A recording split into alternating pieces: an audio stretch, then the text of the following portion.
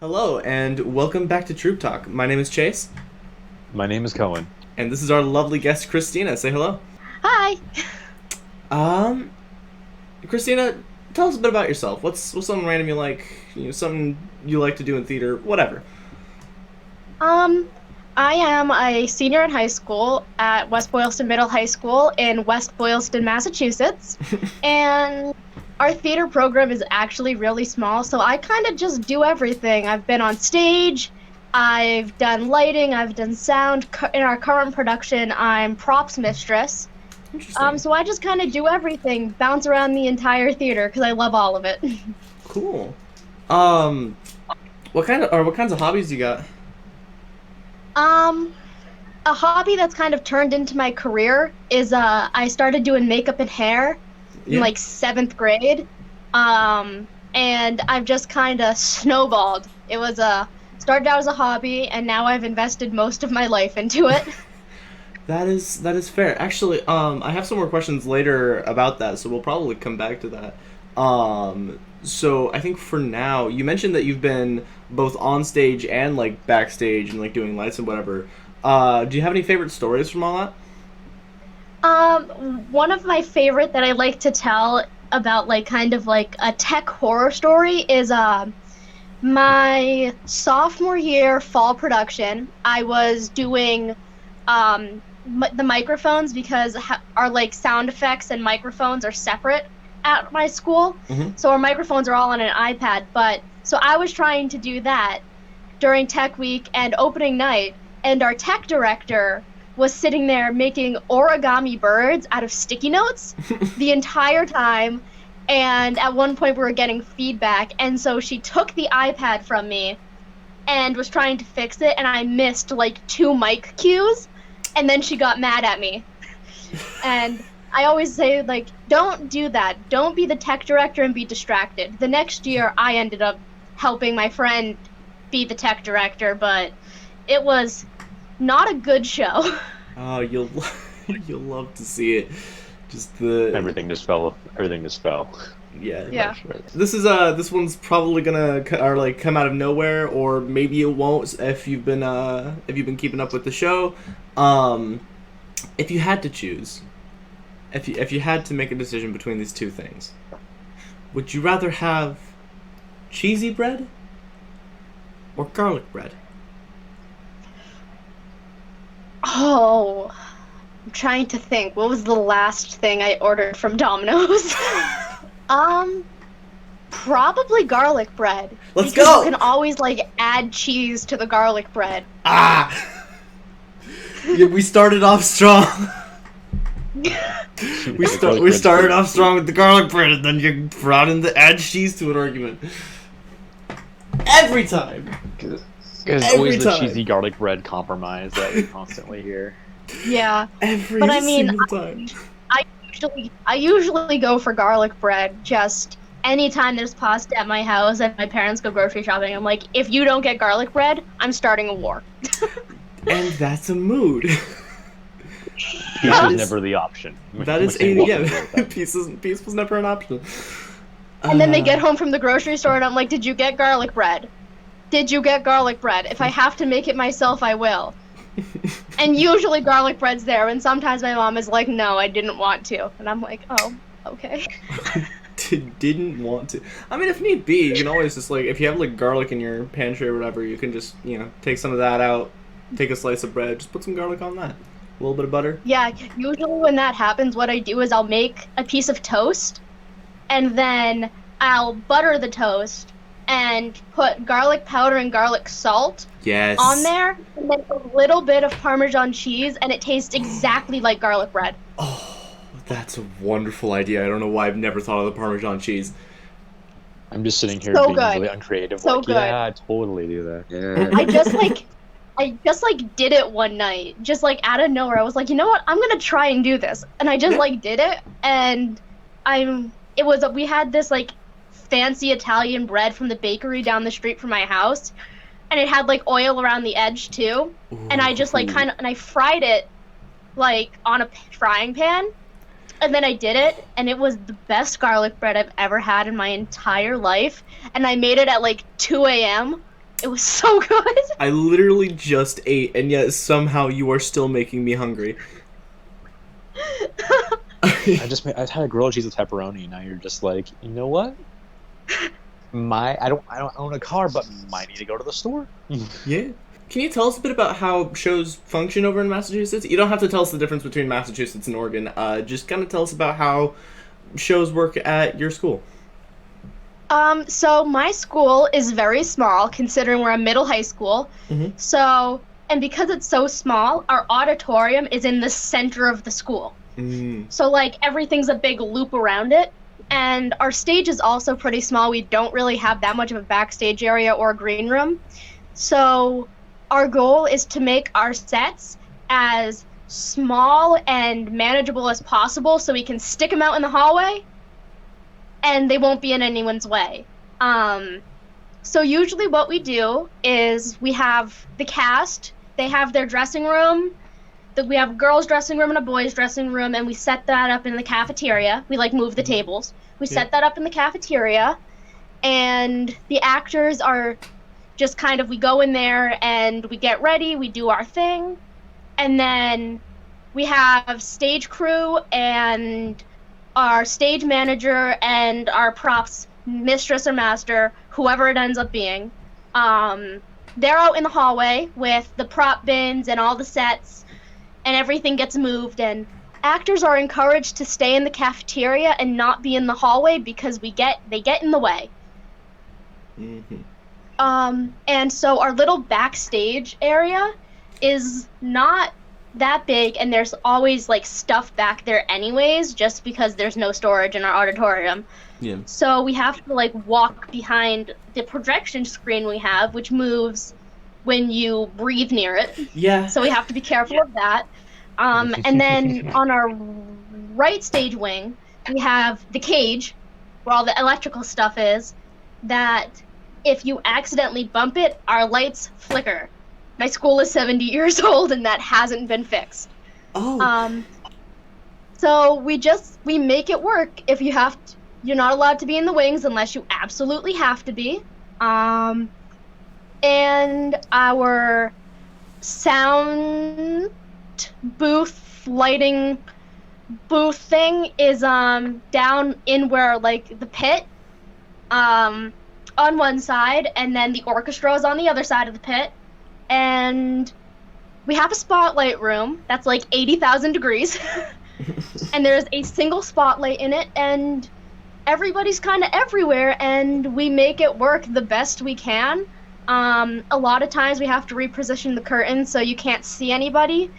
And a lot of times we're very close together, before COVID, of course, very close together,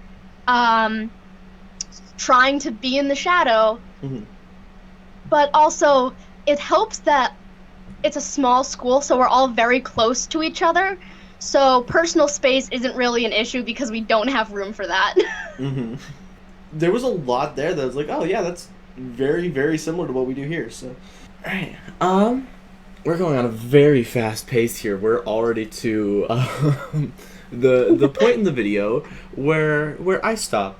I take some time here. Cohen, you know what time it is, right? I don't think I do. Hey, audience. Everybody watching from home. I want you to look just barely below the video. Just barely below the video. There should be a blue thumbs up button and a gray button that says subscribe. I just want you to make sure that they're there. And if they're not there, I think there should be a red button and a gray thumbs up in their places. Can you just give those a little tap for me and turn them to their right colors? That'd be great. Thank you. Moving on. Are you, Kristina, are you in any theater classes? At our school, we offer 2 theater classes. One is drama workshop, which is offered to the middle school students and as well as high school students. Of course, they're at, like, different times in the day just because, like, the curriculums are different. And then my school has a class that was introduced by our former drama teacher, Miss Carolyn Soma. Love her to death. It's called Performing Arts Workshop. And what it is it's a class, it's an honors class, and the class is designed specifically for the spring musical. So during class, you rehearse, you go and you do your music rehearsals and your choreography and blocking, and then the final for the class is the spring musical, and it's only for high school students. Freshmen through seniors, you can join and be a part of it. And it's a really unique experience that most high schools probably don't have. And it's very unique to my high school, which I love. And there are usually like 30 kids in the class in total, because theater is just a big part of my school's community. It's a chance for us who love theater to just go and do theater. There's no little side projects that we're doing, no essays, nothing. Just go and we put on a musical, and that's it. And it's so fun. And that's like the main theater class. And as a senior now, I go around and I tell like all the freshmen who aren't in it, like, you should join PAW. PAW is so fun. And now it's actually being offered to students who want to do tech for the musical. Before, you had to be in the musical on stage. But now, my current theater teacher, Mrs. Heward, love her too. She's letting, if you're going to be on crew and tech, you're allowed to join the class so you can be in every part of creating the musical. Our costume designer is in PAW this year. All of our student directors are in PAW. I'm in PAW, and I'm props mistress for the spring musical. Our tech director is in PAW. Our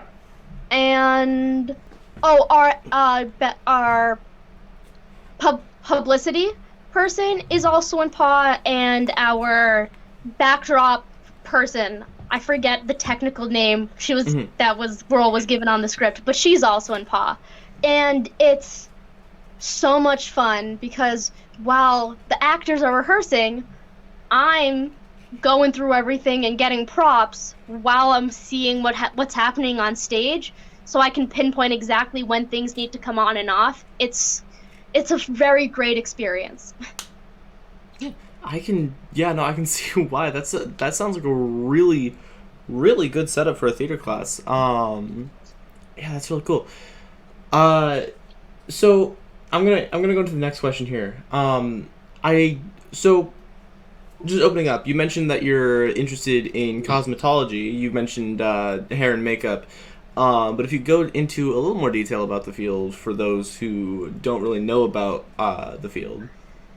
Cosmetology is really like when you go to a hair salon and get your hair cut by a hairstylist. She went through hairdressing school, cosmetology school. You go get your makeup done by a professional makeup artist. They went through cosmetology school. You go to a salon and get your nails done.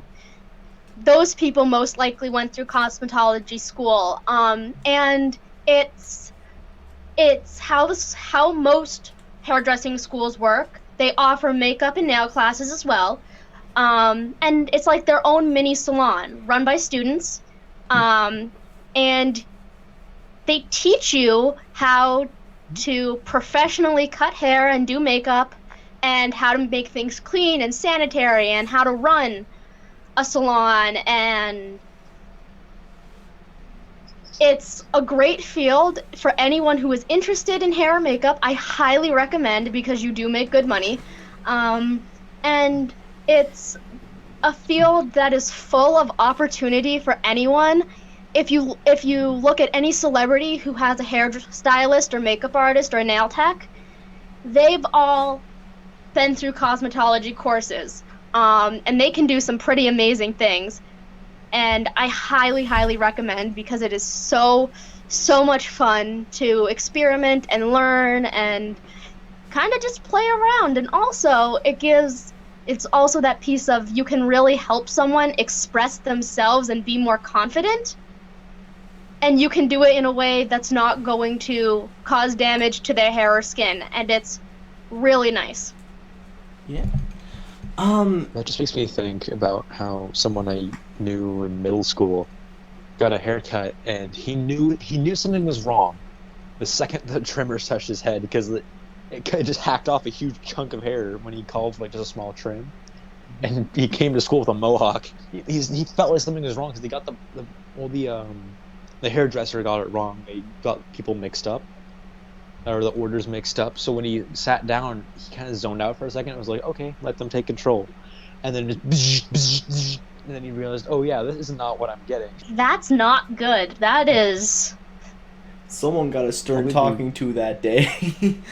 Yeah, probably Yeah. probably the worst bad hair day I've ever seen. I've never like had a bad haircut or bad hair day, except for one time I got it cut too short. I looked bald for a month, but that was it. Yeah, I've had some bad hair, but that's because I dye my hair myself, so that doesn't usually end well. yeah, I can see why. I actually get my hair colored by a professional. So, was theater an influence much at all in your interest in cosmetology, or is it just a side thing you've always been focused on? And then I imagine cosmetology was helpful in theater. Actually, it was. When I was in 6th grade, the high school theater students would come and help us middle schoolers do our stage makeup. Oh. And after that experience in 6th grade from going on stage and having my makeup done, I really loved how confident in myself I felt wearing that makeup, even though it was way too much, because on stage, you gotta build it up because you're gonna get washed out if not. Mm-hmm.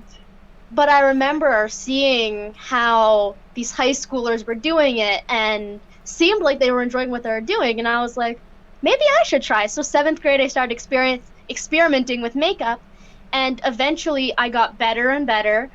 After lots and lots of mistakes, my face was orange for a while, wearing electric blue eyeshadow. It was a train wreck, but I got better and better, and then my friends started coming to me and asking me to help them with their stage makeup. And they would call me and be like, hey, how do I do this?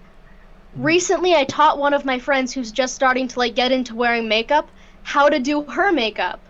And another big influence was in 2015, my aunt passed away, who was a hairdresser. And I was already starting to fall in love with doing hair and makeup. I wanted to dye my hair, and I thought, you know what? I already love this. What a really cool thing it would be if I went into the same career that my aunt had. That was also part of an influence, but now that I can go and be in the theater and I can look and I can help people who are and correct people who are maybe not making the best makeup choices, feels so great to help people also have that same experience through theater and help them, again, feel confident in themselves and who they are. Do you have a favorite show that you've been in or that you've seen or whatever? Currently, my favorite show, I haven't seen it because everything is closed, but I've listened to the soundtrack so many times, is Six. The one about King Henry VIII and his wives. I've been hearing about that. Soundtrack is so good. I'm also really into Les Mis right now. Yeah. That's fair. So good. I'm actually Friday night, I'm forcing my dad to watch it with me. Yeah, I get you. I've been wanting to watch both the movie version and the stage version of Les Mis recently. The movie version, not necessarily because I think, it's amazing or anything, but because it was a favorite of my sister's for a while. And I just kind of want to watch it just to get a feel for that. And then the stage version, because I heard amazing things about the stage version, so that'd be really cool to see. The movie version is actually on Netflix. Oh, really? Yeah. I didn't know that. Yeah, it's on Netflix. Which is really cool. So that's actually where I saw it. I was like, let's see what's on Netflix today, and I saw Les Mis, and I was like, looks like we're watching Les Mis. It is there. Look at that. All right. Okay. I'm having a moment here similar to when I realized that Scott Pilgrim versus the World is also on Netflix. I'm like, oh, I've been like wanting to watch that again for a while now. I didn't realize that was here. Okay, so That reminds me of when I watched Hamilton on Disney Plus. Was it? Is that when we watched it? yeah, it was on Disney Plus because I was the one who forced you to watch it, wasn't I? Yeah. Yeah, I remember watching it. Just being like, oh yeah, I remember hearing so many people freak out about Hamilton and so many theater events. Where like I remember when we went to go see In the Heights, one of the actors asked us like, anyone here a fan of Hamilton? And just a whole back row erupts in the scream. And I'm just like, oh, Hamilton must be a really big deal because I just never really got into it for some reason. And then when I watched it, I was also just kind of like, that was fun. Like that was a good experience. That was very interesting and very well done.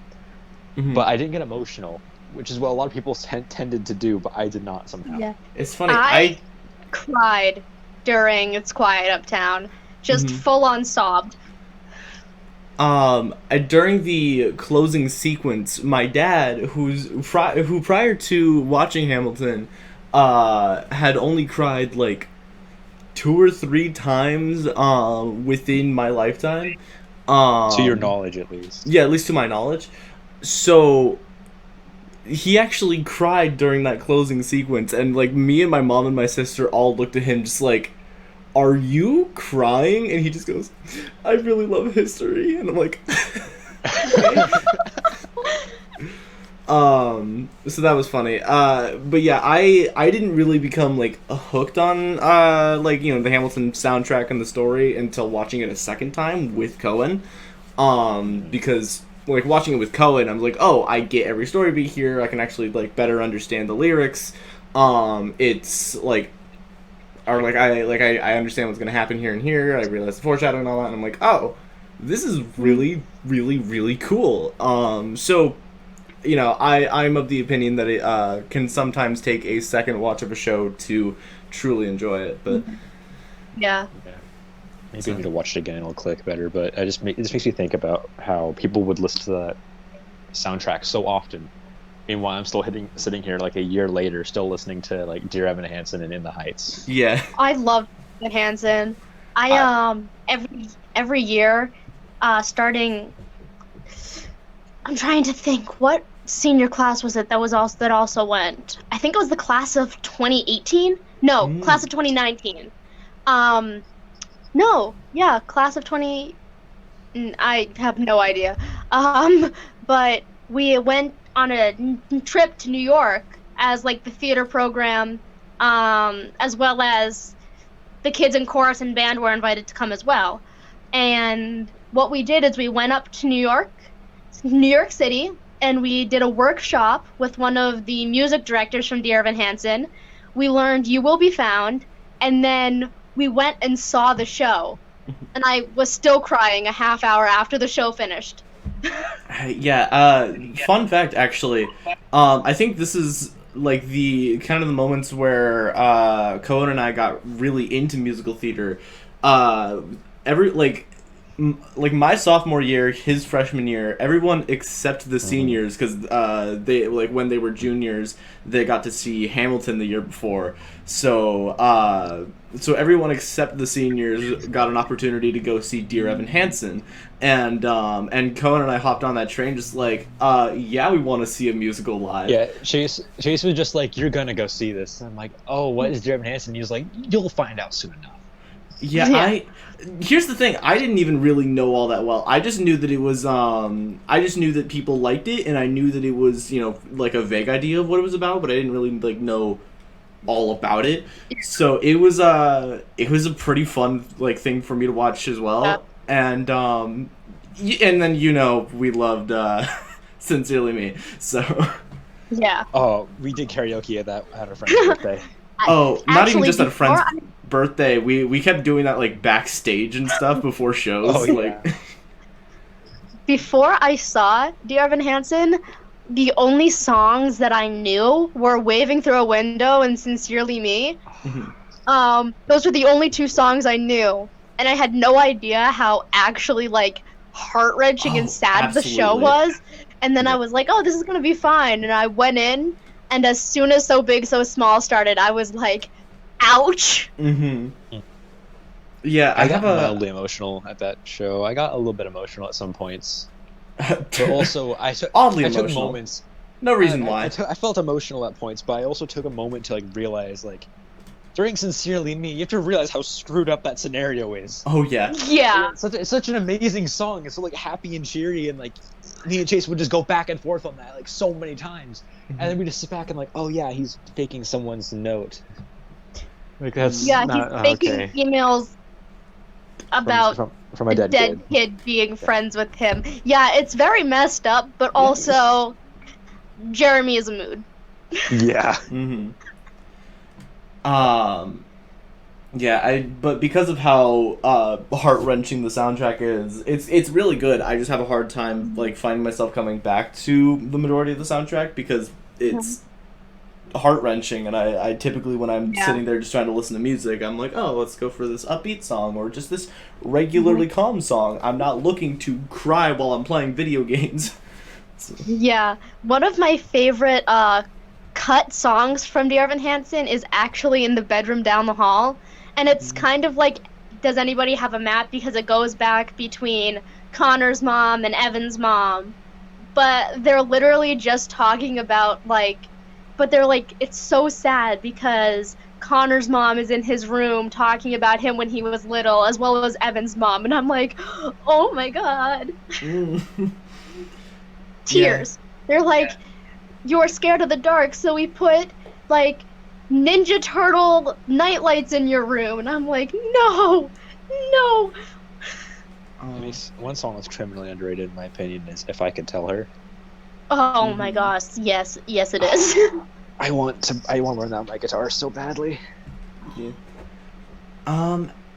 Yeah, and as our closing question, just because it's completely relevant to the conversation, what would you say is like your favorite song in musical theater? My favorite song in musical theater.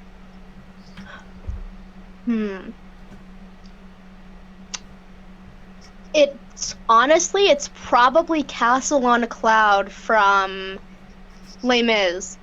Mainly because I remember sitting in my 4th grade chorus with like the booklet, like with the music booklet, and learning it for the 4th grade music concert. And that was like so whenever I hear it, I just remember it, and I'm like, yeah. So I think probably Castle on a Cloud, but a close second is She Used to Be Mine from Waitress. Mm-hmm. I get you. All right. Yeah, that's interesting for sure. All right. Well, thank you for coming on the show. This has been a very fun episode. I guess I'll go ahead and close from there. Thank y'all for watching. We'll be back in a couple of weeks with our next guest. Everyone, thank Kristina for coming on the show. And in the meantime, I'm Chase. And I'm Cohen. And this has been Kristina. Thanks for having me. I had a lot of fun. This is like been my first time on a podcast, so that's really cool. Yeah. And yeah, from there we'll sign off. Thanks for watching. We'll see y'all later.